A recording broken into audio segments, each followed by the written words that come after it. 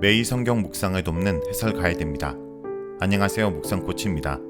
함께 읽고 나눌 말씀은 사사기 3장 1절에서 11절까지 말씀입니다. 오늘 본문은 크게 두 단락으로 나눌 수 있습니다.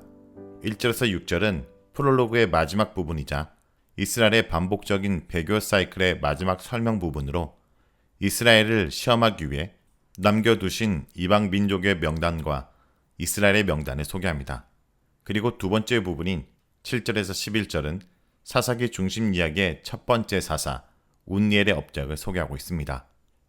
그럼 먼저 1절에서 6절 읽겠습니다. 여호와께서 가나안의 모든 전쟁들을 알지 못한 이스라엘을 시험하려 하시며 이스라엘 자손의 세대 중에 아직 전쟁을 알지 못하는 자들에게 그것을 가르쳐 알게 하려 하사 남겨두신 이방 민족들은 블레셋의 5 군주들과 모든 가나안 족속과 시돈 족속과 바알 헤르몬 산에서부터 하맛 입구까지 레바논 산에 거주하는 히위 족속이라. 남겨두신 이 이방 민족들로 이스라엘을 시험하사 여호와께서 모세를 통하여 그들의 조상에게 이르신 명령들을 순종하는지 알고자 하셨더라. 그러므로 이스라엘 자손은 가나안 족속과 헷 족속과 아모리 족속과 브리스 족속과 히위 족속과 여부스 족속 가운데에 거주하면서 그들의 딸들을 맞아 아내로 삼으며 자기 딸들을 그들의 아들들에게 주고 또 그들의 신들을 섬겼더라. 1절에서 6절은 하나님께서 이스라엘을 시험하기 위해 남겨둔 민족들을 말합니다. 이 단락에서 하나님께서 남겨두신 이방 민족들의 명단이 소개됩니다. 그런데 이들을 남겨두신 목적을 1절과 2절에 두 가지로 언급하고 있습니다. 첫째는 가나안의 모든 전쟁을 알지 못하는 세대를 시험하기 위해서이고, 둘째는 그들에게 전쟁을 가르치기 위해서입니다. 첫째 이유는 전쟁을 알지 못하는 세대를 시험하기 위함입니다. 그래서 하나님은 이방 민족들을 그대로 두셨습니다. 2장 22절과 3장 4절에서 언급한 것처럼 여호와의 율법을 지켜 행하는지 아닌지를 시험하라는 것입니다. 즉 이스라엘 자손이 조상들처럼 율법을 잘 지키면 하나님께서 지켜주셔서 이방 민족들이 쳐들어오지 않지만, 율법을 지키지 않으면 하나님께서 이스라엘 자손을 이방 민족의 손에 파시고 벌을 주심으로 이스라엘 자손들이 여호와의 율법을 지키도록 만드신 것입니다. 여기서 이방 민족은 하나님께서 이스라엘 자손들을 징계하실 때 사용하는 몽둥이 역할을 합니다. 하나님께서 이방 민족을 남겨둔 두 번째 이유는 전쟁을 모르는 세대들에게 전쟁을 알려주기 위한 것입니다. 출애굽부터 여호수아에 이르기까지 애굽을 치고 가나안을 정복한 모든 전쟁은 여호와께서 하신 거룩한 전쟁이었습니다. 거룩한 전쟁을 통해 선조들은 하나님의 위대하심과 능력을 알게 되었고 하나님을 믿게 되었습니다. 군인도 적고 무기도 열악한 상황에서 오직 하나님께 대한 믿음 하나로 전쟁을 이긴 선조들처럼 어려운 상황에서 하나님을 의지하여 전쟁하고 승리하는 가운데 이들도 하나님이 이스라엘을 위해 싸우시는 용사이며 구원자이고 복의 근원이시라는 사실을 알게 되기를 바라신 것입니다. 5절과 6절은 이러한 시험의 결과입니다. 이 단락은 1절과 4절에 언급한 하나님의 시험에 대한 결론이자 이스라엘이 가나안을 점령한 상황에 대한 마무리 부분입니다. 하나님께서는 이스라엘의 신앙을 지킬 수 있도록 시험하시며 이스라엘이 가나안화 되는 것을 막고 그들을 하나님 백성으로 기르려고 노력하십니다.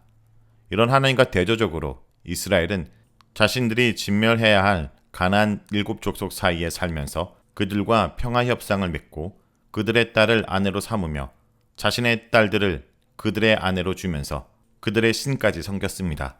그들이 가나안에 동화하며 타락해가는 모습을 단계적으로 보여줍니다.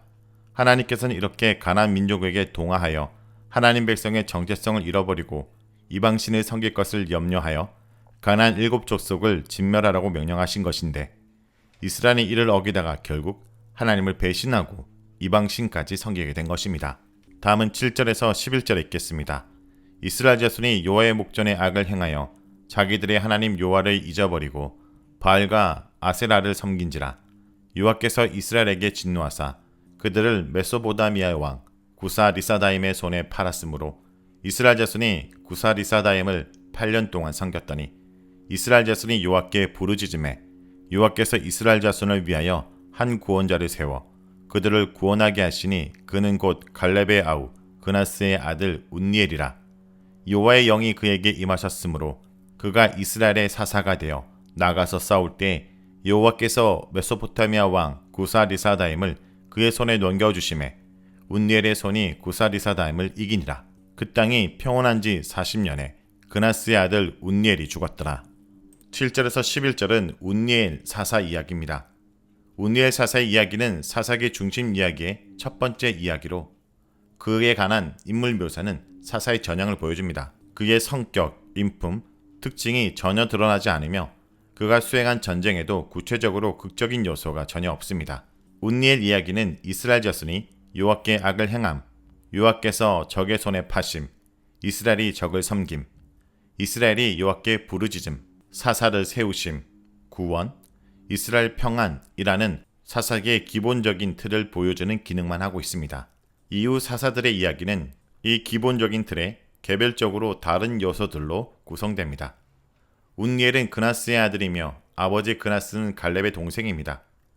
그를 갈렙과 연결시켜 소개한 것은 갈렙과 운니엘의 세대가 한 세대 이상 차이가 난다는 것을 보여주기 위한 것으로 보입니다. 운니엘은 갈렙의 후계자로 여호수아 세대와 가나안 세대를 연결하는 인물입니다. 이스라엘 민족은 아니지만 갈렙처럼 유다 지파에 속했으며 1장 가나안 전쟁에서 유다가 맨 먼저 올라간 것처럼 유다 지파 소속인 운니엘이 첫 사사로 등장하고 있습니다. 7절에서 8절은 사사가 등장하게 된 배경입니다. 이스라엘은 하나님 여호와를 잊어버리고 바알과 아세라를 섬기고 있었습니다. 그들을 구원하시고 가나안 땅을 주신 하나님을 완전히 잊고 가나안의 풍요의 신을 섬기고 있었습니다. 가나안 땅을 주신 하나님을 잊어버리고 가나안 땅 자체에 빠져서 그 땅에 더욱 잘 살기 위해서 바알과 아세라를 섬긴 것입니다. 이것을 통해 우리는 하나님께서 유월절이나 무교절, 만나, 성막 등 다양한 방법으로 하나님과 그분이 하신 일을 기억할 수 있도록 장치들을 마련하신 이유를 알 수 있습니다.